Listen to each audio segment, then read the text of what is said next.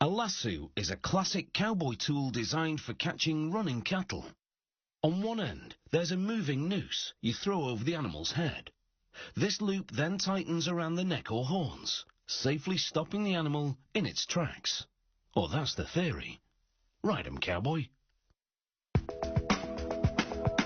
Working a lasso requires tremendous skill, so much so that some rodeos typically hold roping contests and feature performances of astonishing maneuvers. The rope maker starts by looping 5 nylon threads around a bushing mounted on a travelling box. He ties the end onto the first of 3 spinning eyes, then runs the 5 threads around the bushing and the second spinning eye, then back to the bushing. He then hops on his cart and drives the travelling box to another travelling box, pulling the threads for this lasso to a length of 14 metres. He transfers the threads from the bushing to a spinning eye on this second travelling box, then pulls the threads back to make the other half of the rope. When he arrives at the starting point, he loops the threads through a third spinning eye. Then he pulls all the threads to equal tension, cuts them from their spools and ties them off. The twisting process is next. A motor turns 3 spinning eyes, twisting the 10 threads on each one into a strand, and the 3 strands together into a lasso rope. The twisting force pulls the 2 boxes towards each other. The rope maker puts a certain amount of weight in each box, and that determines the stiffness of the rope. A rope this length takes about 5 minutes to twist. The end is wrapped with electrical tape, so that the rope won't unravel when it's cut loose. Here he pulls the rope at the centre to release some tension. Then just beyond the taped end, he snips the strands free.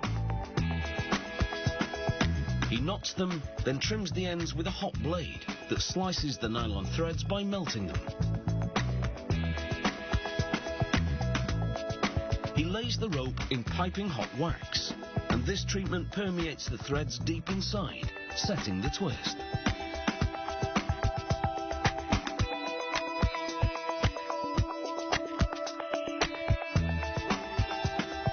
After suspending the rope for a while to let the excess wax drip off, he connects it to a pulling mechanism inside a heated room, or weather permitting, outdoors under the hot sun.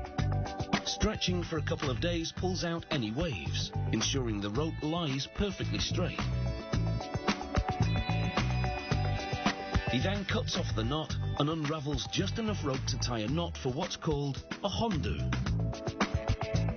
That's the eye in the rope which helps build the loop. On the other end, he ties a different type of knot, one which will keep the rope from unraveling. Using pliers and a vise, he pulls both knots tight. Then slices off the excess with the hot blade and burns the ends to seal them.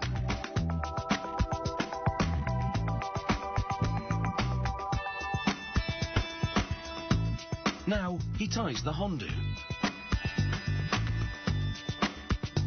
The hondo slides along the rope, loosening and tightening the loop.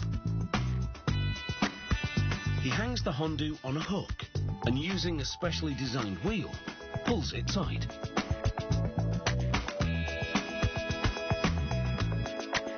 Then he sews a piece of raw hide, called the burner, into the eye of the hondo.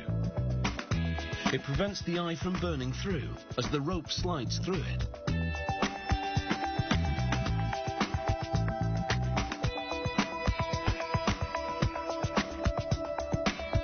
And banging it with a hammer seats it in the rope grooves. Finally, he stamps the company name on it and marks the rope's stiffness. Lassos come in various degrees of stiffness for different types of animals and purposes, such as roping cattle by the head or by the heels. So long, partner.